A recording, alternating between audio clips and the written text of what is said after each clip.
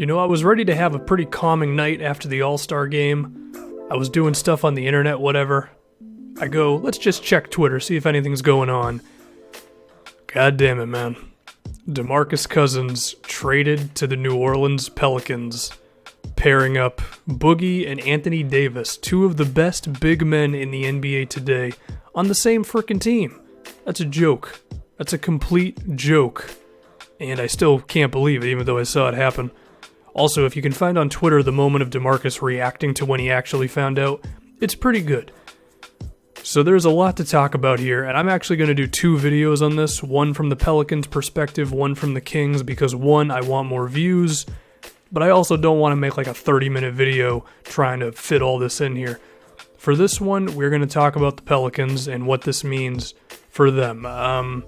Now, the majority of this video is going to be about the X's and O's, like how Anthony Davis and DeMarcus can fit in the rest of the team and all that.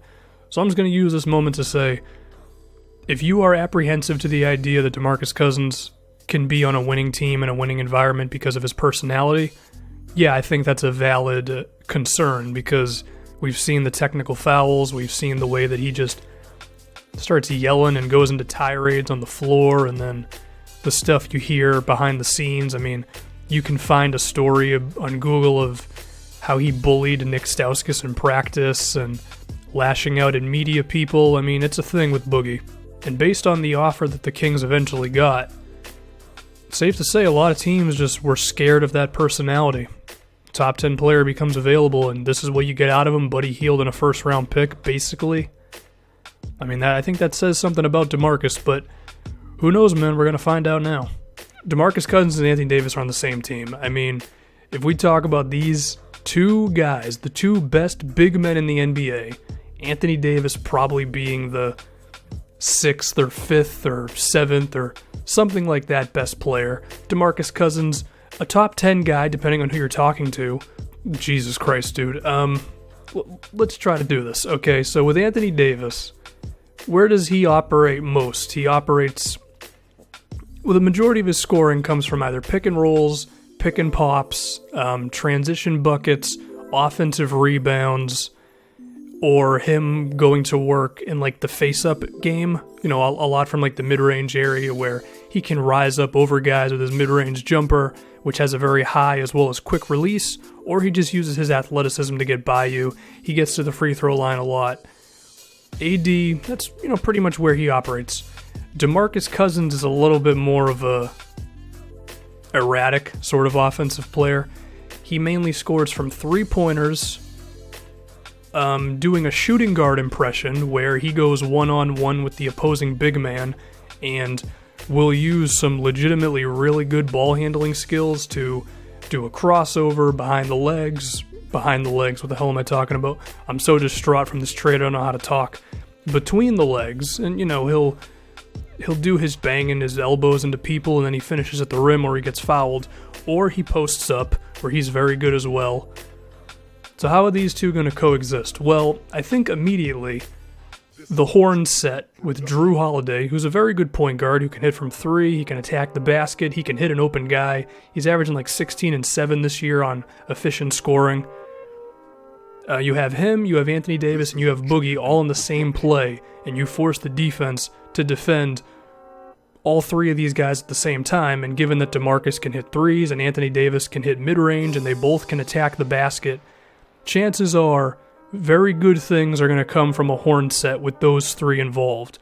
Hopefully the guys that are on the wing and all that can just do enough in terms of shooting. I mean, you got Omri Caspi in the deal, which is deceptively like a huge part of this because he's a knockdown three-point shooter who's also not bad defensively. Also, Boogie likes him, so there's that for you. So he can be one of the wings that's chilling while this is going on, and the other one can be like E'Twaun Moore, who can also hit three-pointers. And so now if you're the defense, you're like, what do? Do we have to help on someone? Do we switch somewhere? That horn set with Holiday, Boogie, and Anthony Davis could just be ridiculous. However, there are other assets of this as well. I think when Anthony Davis is going to work in the mid-range or when he's posting up, which he doesn't do all the time, but he can do it, I think DeMarcus could be spotting up at the three-point line somewhere, or he could be coming across screens because Boogie does have that sort of athleticism to move around the floor and get open. So DeMarcus can provide spacing for Anthony Davis when he wants to go to work, but then when DeMarcus wants to go to work on the low block, Anthony Davis is a very good cutter, he can catch a lob, and he's a very good mid-range shooter, so he can provide spacing for DeMarcus as well. But I think one underrated part of Boogie's game is his passing ability, and the Kings have used him in the post, and then, teams will double team him, and then he's able to scan the entire floor and hit somebody with an open pass. Anthony Davis is going to fit in beautifully there. I think if Alvin Gentry can create the sort of sets to where if you want to provide help on Boogie, you might have to do it from Anthony Davis's guy, and if that's the case, you're screwed because now Anthony Davis is open from a pass from DeMarcus Cousins, which once again is freaking ridiculous. But now another thing that needs to be talked about on offense is you can have one of these guys on the floor at all times. So when one of them comes out of the game, whoever it may be, let's say Anthony Davis comes out of the game, now you just run the offense through Boogie. I mean, you can put shooters around him and you can have him in the low post and then passing out to guys, run him in pick and rolls.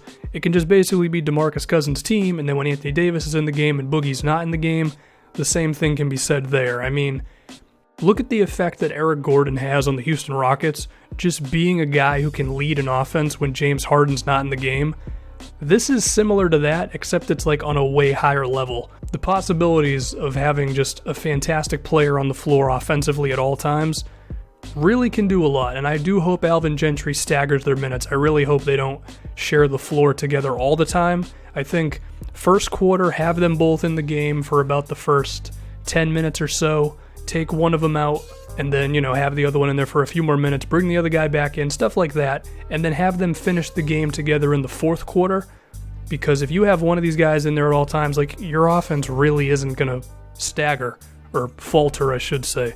I mean, when Boogie was in the game for the Kings, they were a respectable offensive team. When he was out of the game, they sucked, and it's kind of similar with Anthony Davis. But of course, there are two sides to the floor. Let's talk about defense, and this one's a little more something. I think there's more to talk about here. DeMarcus Cousins, as great as he is offensively, has always been inconsistent on defense. There have been times when he's been a very good defensive player, someone who can use his athleticism to move along the floor well and provide rim protection, but sometimes he's just frickin' lazy, and he just looks like he's stuck in quicksand.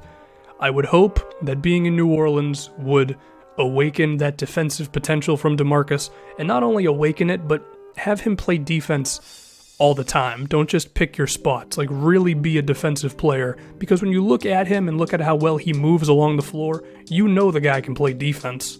I mean, he's done it before. But now the question's going to be, who defends who? Is Anthony Davis going to defend the opposing 4 or opposing 5? I mean, I think Anthony Davis, he is more athletic than DeMarcus, so I think it would make sense to have him defending power forwards just because he could keep up with them more. But at the same time, I also like Anthony Davis as a defensive player who can protect the rim and provide more help, because I just think that could be his ultimate defensive potential. Because I think he can impact the entire game more if he's defending the opposing center, because whenever someone's attacking the basket, they got to deal with AD.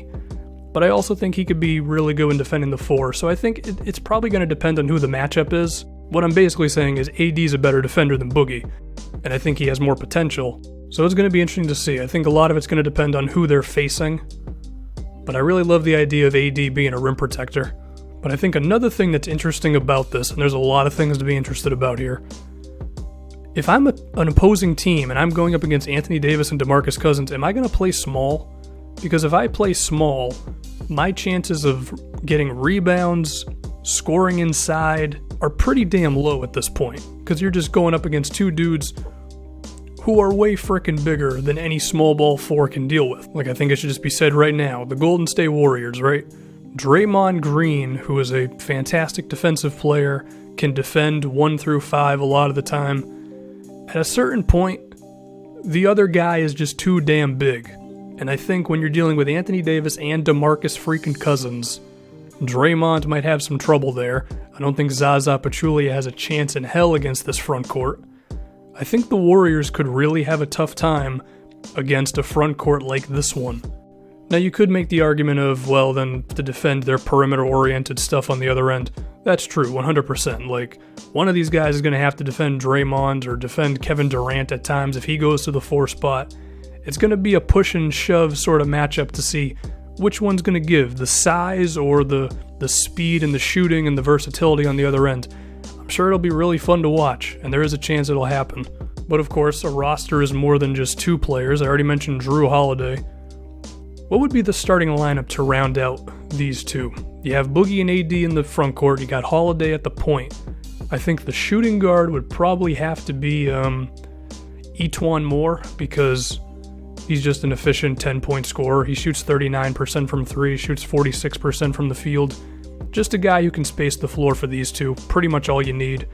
And then the last spot, I think you could mismatch a little bit. I think Dante Cunningham would make sense, another floor spacer. He shoots 39% from 3. He can also play defense.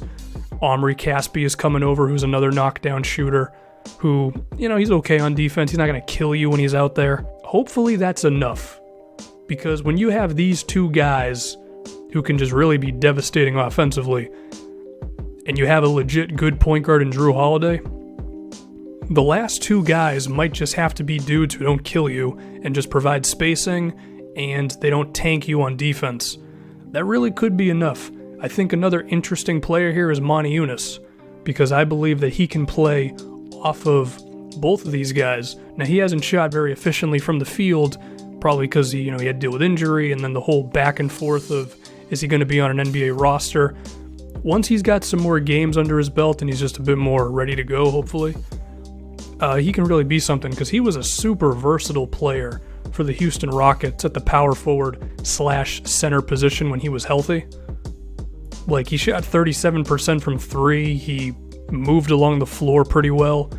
I think Monty Eunice next to Boogie, as well as Monty Eunice next to Anthony Davis, could be great. And then the other backup big man, Terrence Jones, he's pretty alright too. Like, the big man rotation that their Pelicans are going to have going on here, it's actually pretty decent, and I think their wing players are just good enough. Now, if we look at their playoff seeding, they're 2.5 games out of the 8th seed right now, but the one team they're going to have to deal with is the Denver Nuggets, who might kind of blow it up and make some moves, or they might go for it, I don't know. But they've been pretty alright since Nikola Jokic has really been getting his minutes.